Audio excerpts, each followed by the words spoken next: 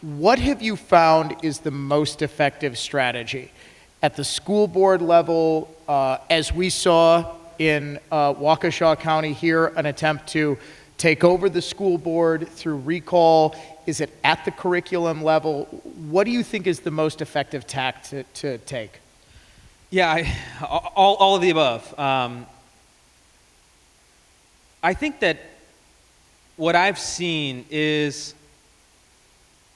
parents that get organized, parents that come together, and then parents that are quick to adapt to whatever their local conditions are. So in some cases it might be a curriculum problem. In some cases it might be a leadership problem. In others it might be a transparency problem.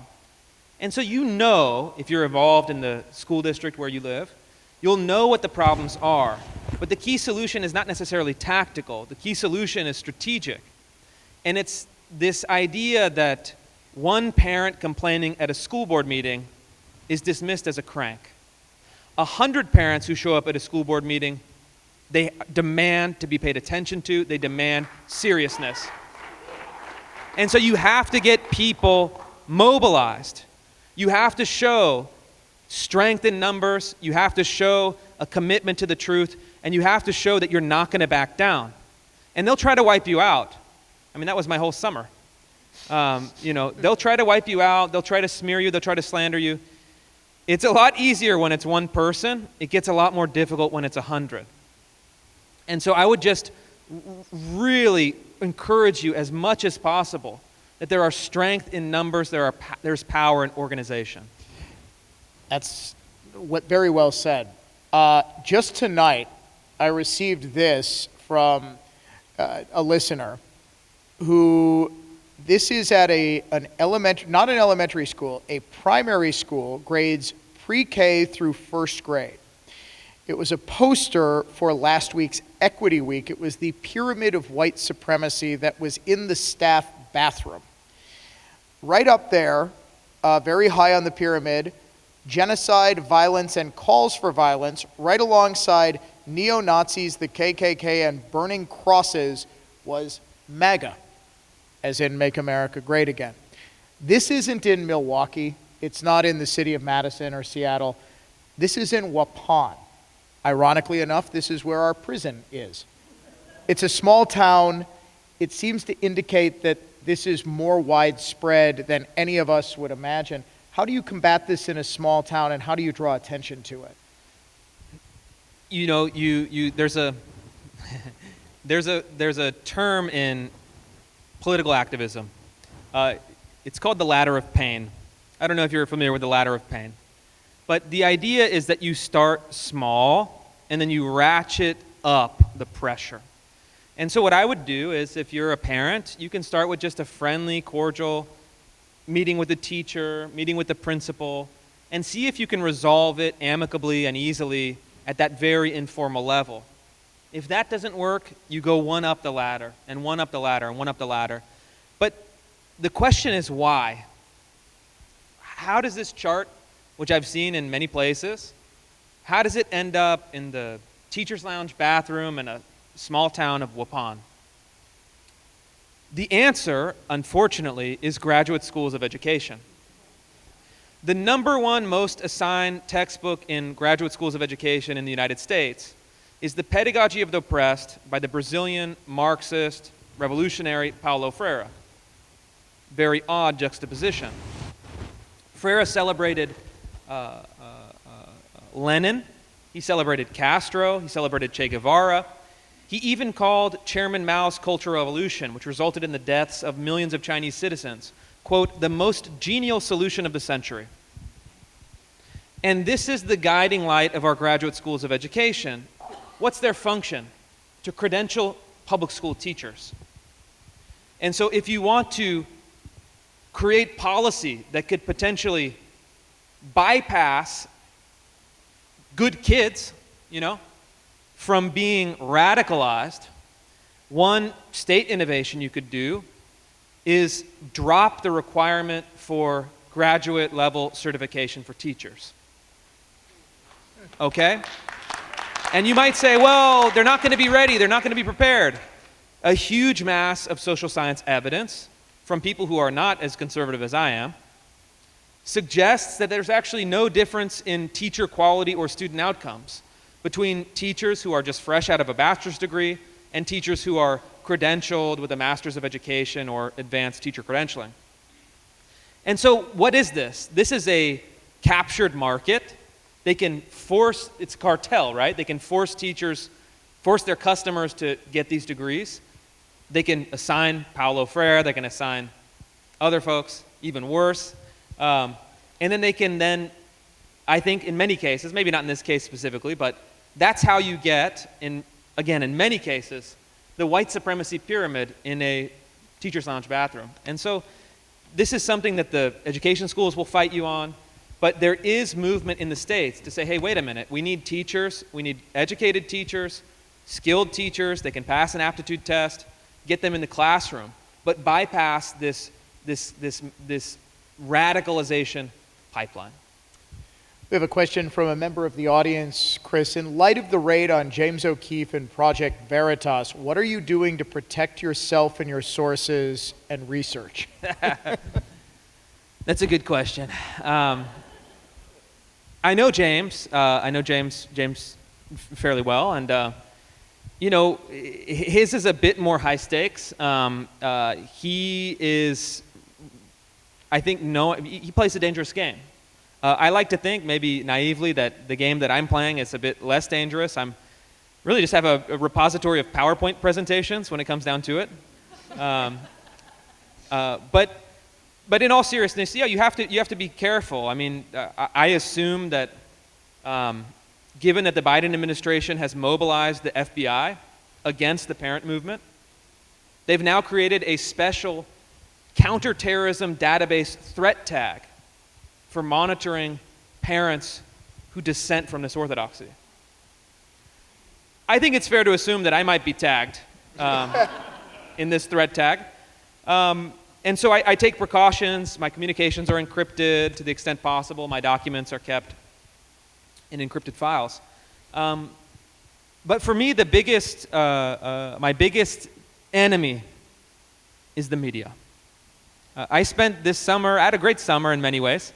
One not so great part is for about 2 months, the New York Times, MSNBC, and the Washington Post relentlessly attacked me every day. The Washington Post wrote 10 articles to some extent denouncing me in a 2-month period. The New York Times called me all sorts of bad names.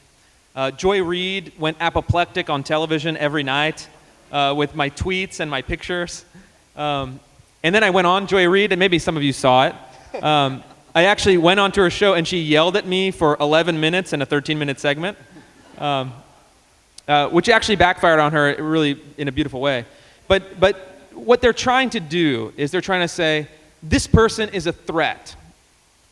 This person represents and is a voice for millions of parents who dissent from the orthodoxy promoted by the universities, by the media, by the bureaucracy. And so what we can do is we can do a decapitation strike. If we can get him, we can kill the champion, or we could remove the champion for this movement from the playing field. And so they try to do that through reputational damage. The Washington Post wrote a feature hit piece against me that was filled with verifiable, factual lies. Luckily, unlike some folks, I have a platform where I can fight back. And so I went by one and debunked this Washington Post piece. I rallied my fans, my followers against them, had them politely email the editors of the Post, and put so much pressure on them. I wrote a piece for the New York Post that I eventually, although the damage sometimes is done, I got them to retract or add 6 paragraphs to the story, admit that they had fabricated a key claim, and then reversed one of their biggest attacks against me. They said that I invented one of the stories, the story about a school in Cupertino, California. And then they did additional reporting. They say, oh no, actually that completely did happen. We just lied about it. And so you have to stand tough. You have to find allies. You have to find your strength. You have to find your passion. And know that there are going to be people, whether it's local activists, intimidating you, finding out where you live. I saw a school board in Minnesota was fighting back against parents by saying, you now have to read your home address into the record before you can testify at the school board meeting. That's actually reasonably common here in Wisconsin. That's outrageous. What is the purpose of that? You're a citizen, you're a taxpayer, you can say I have a child in this school district. And so this is the game, and the group, the faction that will win the game is the faction that cares more. And you have to be willing to go out there, you have to be willing to assume some amount of risk. But these are fights worth fighting for. And if it's a fight worth fighting for, it's a fight worth winning. Well said. Next question. I'm a mom. How do I get information out to the community, what's going on at the school board meetings and in curriculum, a newsletter, website, articles in the local paper? Many thanks for all that you do. Yeah, all of the above. I think start small. Start with the people you already know. So get an email list, a text list, WhatsApp, whatever you use, Facebook Messenger. Get that core nucleus of people. The moms in Westchester County that have booted multiple superintendents, they're flipping school boards, they're doing an amazing job. It's 3 moms that are the nucleus of this movement. So it doesn't take a huge organization. It takes a few dedicated leaders, and then move outward in concentric circles. Well, who do you know? Who do you think would be with us? Who would want to come testify before a school board meeting? Start a Facebook page for parents so that you can network in that way. Start a newsletter where you can send out information. And then if you want to then take the next step and start engaging with the media, my advice is that the media always wants 2 things, myself included. New information, so information that is exclusive, that is salacious, that is provocative, that is interesting, and conflict. So do your best to get new information and do your best to frame the conflict in terms that are favorable to your cause. And those 2 things can get your message out. Don't expect the media to always agree with you, but what I would say, in contrast to maybe your expectation, a lot of the local media coverage on these issues has been fairly favorable to parents who oppose it. As long as you can bring them the goods, as long as you can get that provocative detail, and as long as you can have your best people speaking out publicly, so that if you have one of those viral school board videos, that's going to pop, that's going to draw attention, and that's ultimately going to help you win. UW-Madison requires graduate students to take and pass a quiz saying they agree with critical race theory. Madison's secondary education program is also a graduate program, meaning every 6th through 12th grade teacher that goes through Madison takes this quiz. Whoever wrote this, I'd be real interested in talking to you after the performance tonight. How do we stop this at the university level? Because you've got great suggestions, Christopher, at the local level, and obviously we've seen the impact. Universities almost seem more insulated, don't they? Yeah, they are. It's a different threshold, it's a different standard, and therefore it's a different political battlefield. So K through 12 schools are a few things. They're dealing with minors, so children. They have the power of compulsion. Your child has to attend school. And then because they're public institutions directly funded by taxpayers with their own democratic elected board, there is a lot more responsiveness to the public, to the taxpayer. And there is, in the K through 12 environment, an acceptance, really a necessity, that the curriculum will be limited. It's not censorship to say that you don't want hardcore pornography in your kindergartner's reading library. It's not an abridgment of the freedom of speech to say that a middle school teacher can't be promoting Nazi ideology in the classroom. There's an acceptance that the speech and the curriculum must be limited in some way. That it's not a violation of speech, and the Supreme Court has ruled over and over.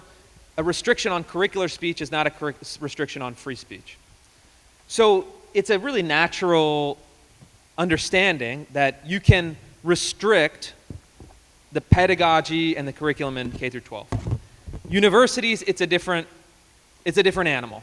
There is academic freedom, there's freedom of speech, both of which I think at this point are myths. They're theories that are now platitudes that don't reflect the reality on most college campuses. I think they're myths that are used to protect their own financial interests and their own ideological interests, rather than noble moral principles that they practice in any meaningful way. But they're still politically powerful. So I think any attempt to go directly after universities using the same methods as with the K through 12 schools will probably fail, because they can scream censorship, they can scream freedom of speech, they can scream academic freedom, they can scream, many other things more colorful than that. And so what I think the better strategy is an oblique strategy. And you have to hit them where it hurts, which is financially. Because ultimately, public universities are funded by the public. And what the public giveth, the public can take it away. And so you have to find a way to restrain and punish rampant, runaway university bureaucracy, while doing it in a way that's oblique enough that you aren't fighting on the terrain of academic freedom, freedom of speech, etc. This is politics. This is how it works. And I think that there are some states that are attempting to do this. There are some legislators that are starting to figure out, hey, wait a minute. Our voters are paying for this. They don't get any access to what's happening. And then their families and businesses and kids are suffering underneath what's happening in many of these publicly funded universities and bureaucracies. And so I think that you have to even find federal solutions, like, for example, these schools that pump kids full of student debt, offering them really no chance of repaying it. You can tie a bit of that liability in the event of student loan default to the university. So they actually have a skin in the game, right? To say very simply, if you recruit 17-year-old kids to attend your $300,000 university and you give them a certificate of diversity and inclusion at the end, that is worth more than it used to be, but morally worth less. And then giving them no means to repaying it.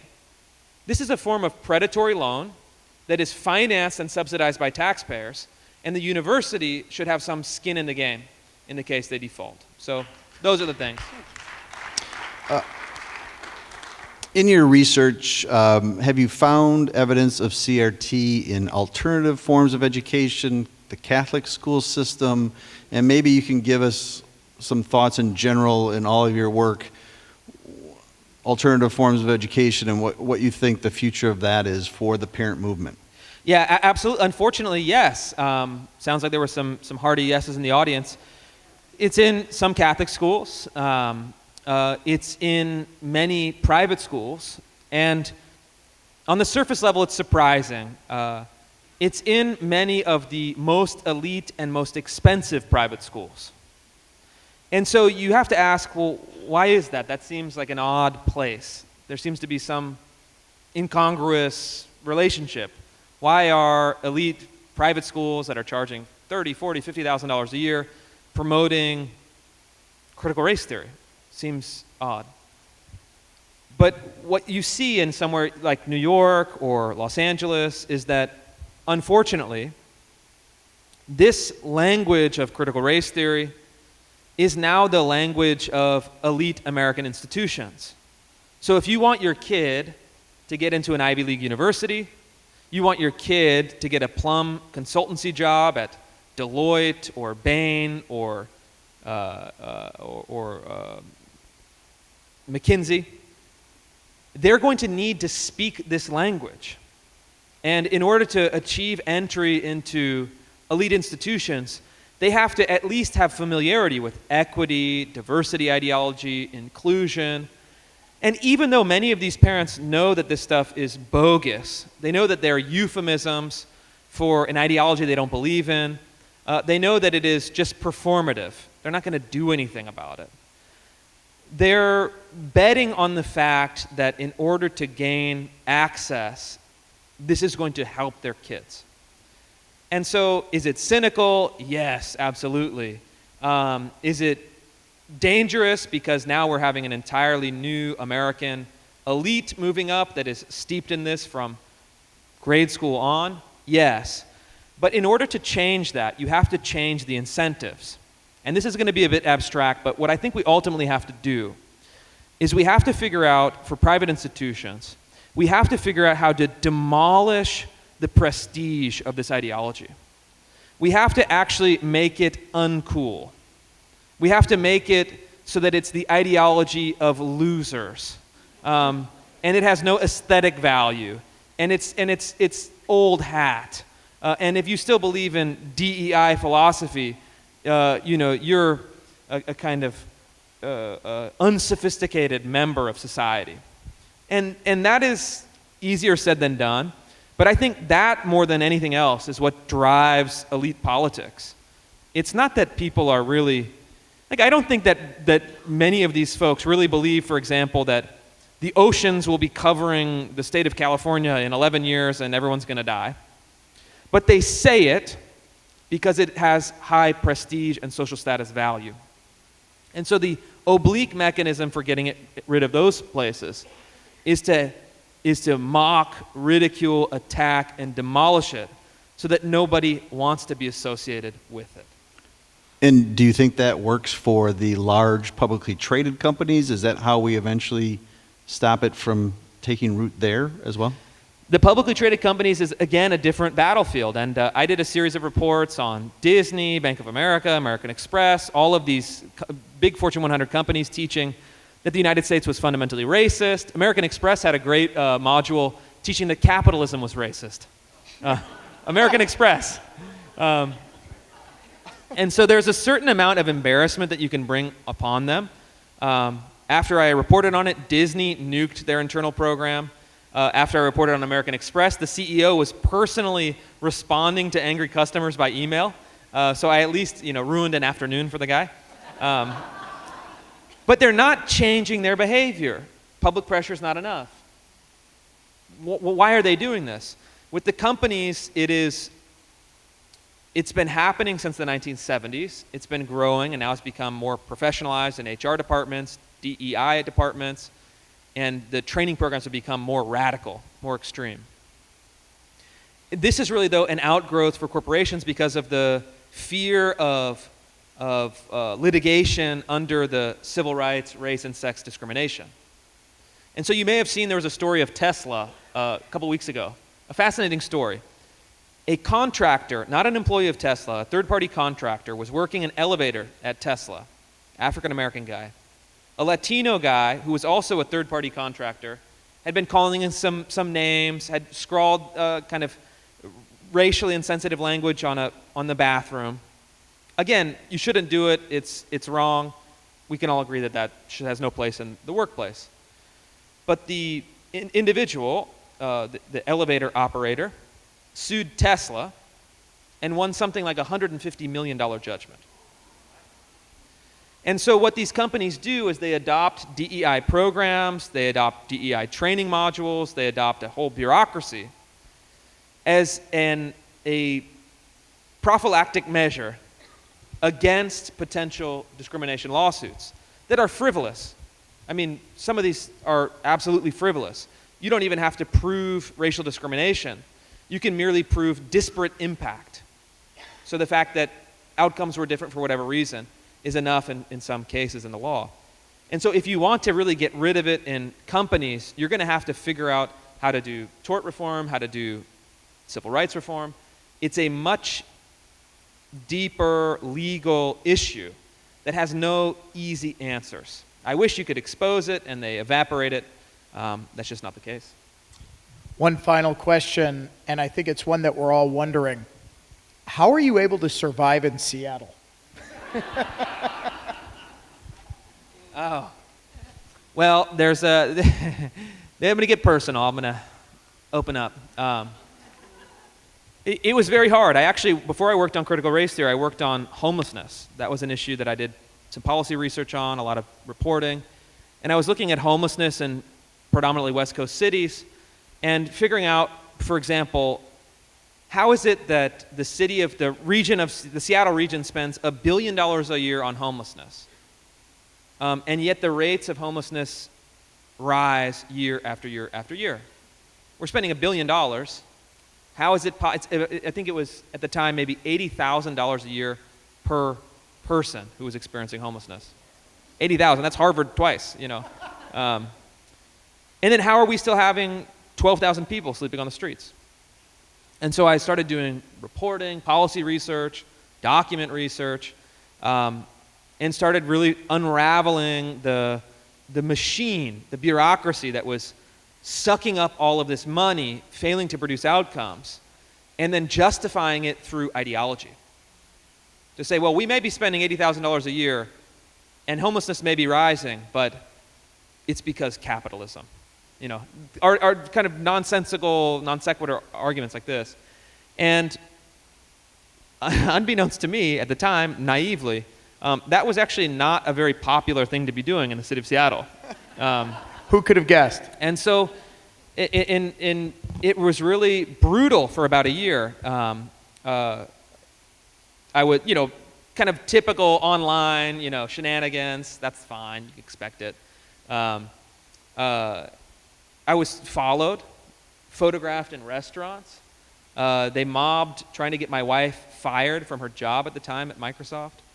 And then the final straw, and actually one of the reasons we ended up leaving the city of Seattle, is that they found out where my oldest son was going to school. And they hung posters with my face, my address, and some subtly threatening messages around the vicinity of his elementary school. And so this starts to get a bit, you start to get a little paranoid. You start to, you start to have a feeling that that you are actually in danger. And sometimes you don't know how much is justified. You don't know if this is just kind of rhetoric, but we had to skip town sometimes over the weekend. I think this is a bit too hot. And so it was a really remarkable and sometimes difficult education in how politics works and how the American left works. A lot of high-minded ideals get thrown out the window when you're a threat to their power. And so it actually turned out great. It turned out to be what kind of launched me on this new career, launched me into politics, I guess kicking and screamingly, somewhat unwillingly. And then eventually we moved because you come to realize that certain places are so far down the rabbit hole that do you want to be investing your time and energy and heart and spirit in a losing battle, or do you want to go to a place where you still have a future, your values are aligned with your neighbors, and where you can actually be fighting to win? And that's what it's all about.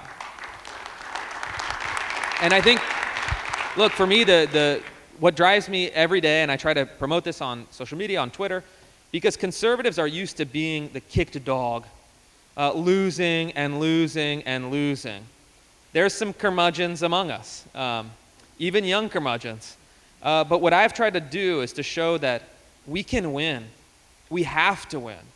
And there's nothing that's more inspiring for people than demonstrating that victory is possible and that victory is inevitable. And so that's what I'm trying to do. And we're here with you every step of the way. Ladies and gentlemen, Christopher Rufo.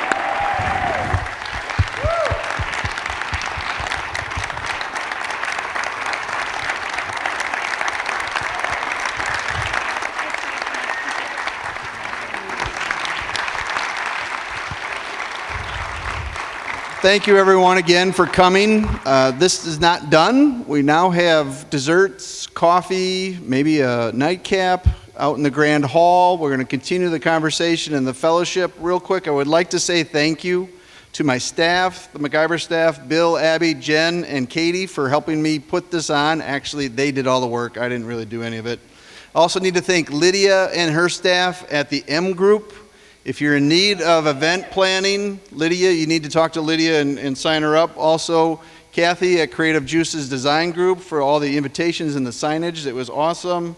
And then, of course, the staff here at the Sharon Lynn Wilson Center for the Arts, Vince, Kelly, and everyone else who helped us put this on. Thank you again for coming. Please head out and have some dessert, and we'll talk to you all soon.